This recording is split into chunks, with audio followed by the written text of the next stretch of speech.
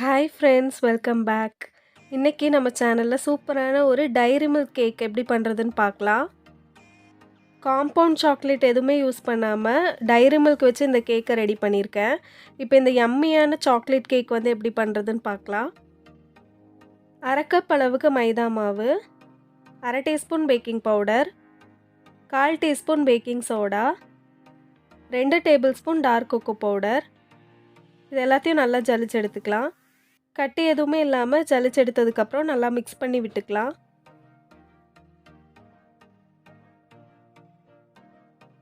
Baking powder, baking soda, cocoa powder எல்லாமே ஈக்குவலாக mix ஆகணும். அப்போ தான் கேக் வந்து நல்லா பொங்கி வரும். இப்போ கேக்குக்கு தேவையான வெட் இன்க்ரீடியன்ட்ஸ் என்னென்னு பார்க்கலாம். ஒரு ட்ரையான பவுலில் 2 முட்டை எடுத்திருக்கேன்.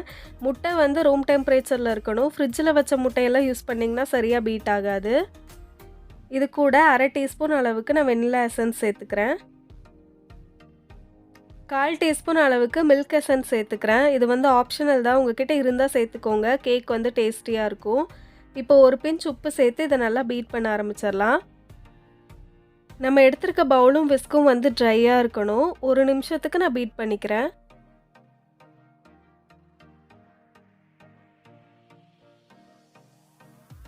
ஒரு நிமிஷம் ஆயிருக்கு. நான் இப்போ வந்து 1/2 கப் அளவுக்கு பொடி பண்ண சர்க்கரை எடுத்திருக்கேன். அதை சேர்த்துக்கிறேன். கொஞ்சம் கொஞ்சமாக சேர்த்து பீட் பண்ணிக்கலாம். முட்டையோட கலர் வந்து சேஞ்ச் ஆகி பியூர் ஒயிட் கலரில் வரணும். அது வரைக்கும் ஹை ஸ்பீடில் 4லேருந்து 5 நிமிஷம் வரைக்கும் பீட் பண்ணிக்கலாம். இப்போ ஒரு 4 நிமிஷத்துக்கு அப்புறம் முட்டை நல்லா பீட் ஆகி வந்திருக்கு. இந்த டைமில் 2 டேபிள் ஸ்பூன் சன்ஃப்ளவர் ஆயில் எடுத்து வச்சுருக்கேன். அதை சேர்த்து லோ ஸ்பீடில் பீட் பண்ணிவிட்டு நான் பீட்டரை ஆஃப் பண்ணிடுறேன். எக் பேட்டர் வந்து ரெடி ஆகிடுச்சு. நம்ம எடுத்து வச்சிருந்தோம்ல அந்த ட்ரை இன்க்ரீடியன்ட்ஸ் வந்து கொஞ்சம் கொஞ்சமாக சேர்த்து மிக்ஸ் பண்ணி எடுத்துக்கலாம்.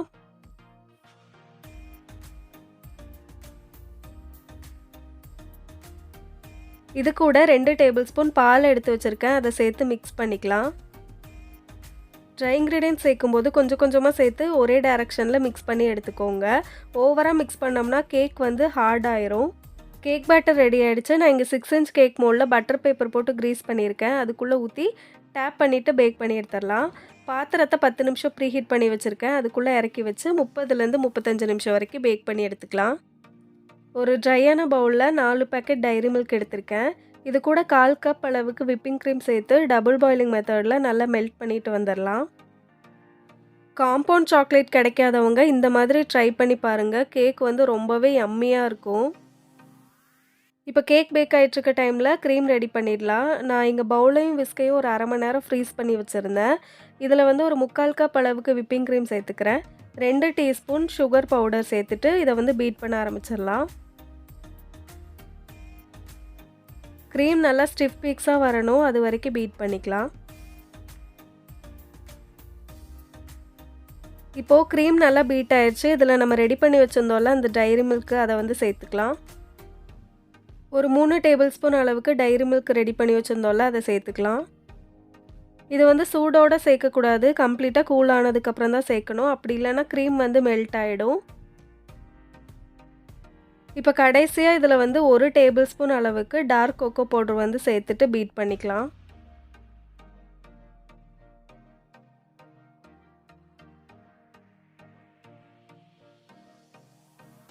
இப்போ நம்ம விப்பிங் க்ரீம் வந்து ரெடி ஆகிடுச்சு. 35 நிமிஷத்துக்கு அப்புறம் கேக் வந்து சூப்பராக பேக் ஆகி வந்திருக்கு.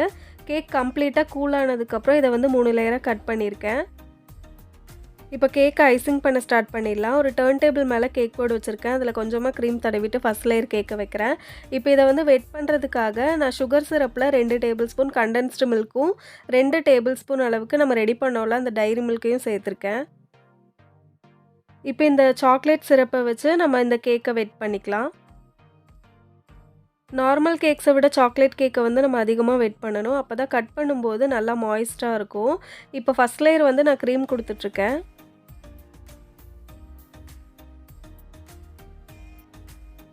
ரெடி பண்ணோம்ல அந்த டைரி மில்கோட கணேஷ் அதை வந்து சேர்த்துக்கலாம்.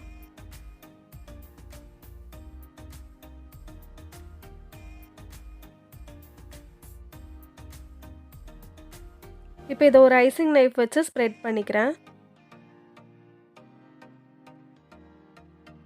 இப்போ இப்போ இந்த கேக்குக்குள்ள ஃபில்லிங்கா நான் டைரி மில்க் சாக்லேட்ட வந்து குட்டி குட்டி பீசஸா கட் பண்ணி வச்சிருக்கேன். அத வந்து உள்ள சேர்த்துக்கிறேன்.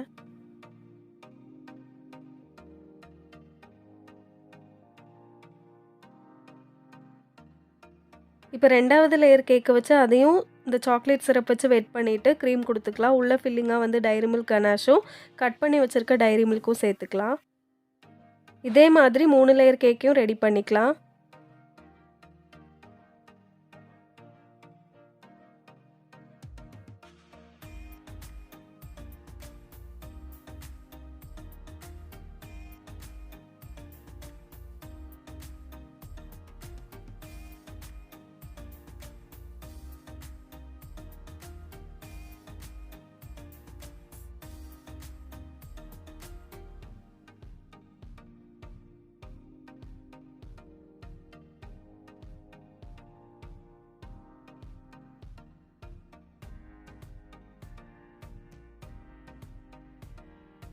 இப்போ கடைசி லேயர் கேக்க வச்சு அதையும் சாக்லேட் சிரப் வச்சு வெட் பண்ணதுக்கப்புறம், கொஞ்சமா க்ரீம் குடுத்து இந்த கேக்க வந்து க்ரம் கோட் பண்ணி எடுத்துக்கலாம்.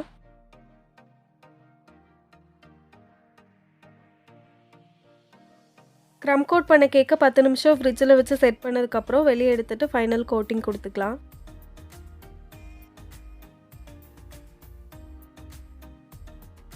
ஸ்க்ரேப்பர் வச்சு இந்த கேக்க லெவல் பண்ணிக்கலாம். இப்போ கேக்குக்கு வந்து பார்டர் குடுத்துடலாம். நான் சின்ன ஸ்டார் நாசல் எடுத்திருக்கேன். அத வச்சு பார்டர் குடுத்துக்கிறேன்.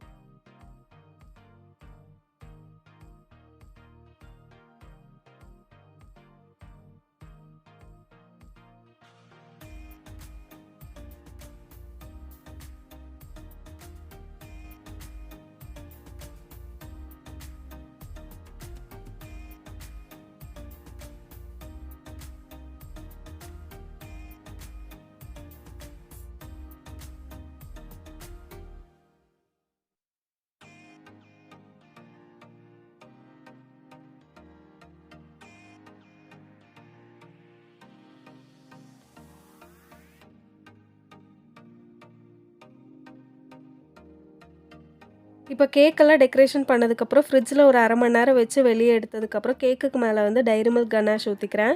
நான் இன்னொரு பேக்கெட் டைரி மில்க் எடுத்திருக்கேன். அதில் வந்து ஒரு 2 டேபிள் ஸ்பூன் அளவுக்கு விப்பிங் க்ரீம் சேர்த்துட்டு டபுள் பாயிலிங் மெத்தடில் நல்லா மெல்ட் பண்ணி வச்சுருக்கேன். அதை வந்து கேக்குக்கு மேலே ஊற்றிக்கலாம். நீங்கள் பிகினர்ஸாக இருக்கீங்க, இப்போ தான் கேக் பண்ண ஸ்டார்ட் பண்ணியிருக்கீங்க, காம்பவுண்ட் சாக்லேட்லாம் உங்களுக்கு கிடைக்கல அப்படின்னா இந்த மாதிரி கண்டிப்பாக ஒரு தடவை ட்ரை பண்ணி பாருங்கள். கேக் வந்து ரொம்பவே டேஸ்டியாக யம்மியாக இருக்கும். இப்போ கேக்குக்கு மேலே கொஞ்சமாக டைரி மில்க் வச்சு டெக்கரேட் பண்ணியிருக்கேன். அவ்வளோதான் ஃப்ரெண்ட்ஸ், நம்மளோட சூப்பரான டைரி மில்க் சாக்லேட் கேக் வந்து ரெடி ஆகிடுச்சு. நீங்களும் இந்த ரெசிபியை கண்டிப்பாக ட்ரை பண்ணி பாருங்கள். ஃப்ரிட்ஜில் வச்சு கூல் பண்ணதுக்கப்புறம் இந்த கேக்கை கட் பண்ணி சாப்பிட்டோம்னா இன்னும் டேஸ்டியாக இருக்கும். சேனலை இன்னும் சப்ஸ்கிரைப் பண்ணாமல் பார்த்துட்ருக்கீங்கன்னா மறக்காமல் சப்ஸ்கிரைப் பண்ணிக்கோங்க. அப்படியே பக்கத்தில் இருக்க பெல் ஐக்கானை ப்ரெஸ் பண்ணிக்கோங்க. அடுத்து இன்னொரு சூப்பரான கேக் வீடியோவில் பார்க்குறேன்.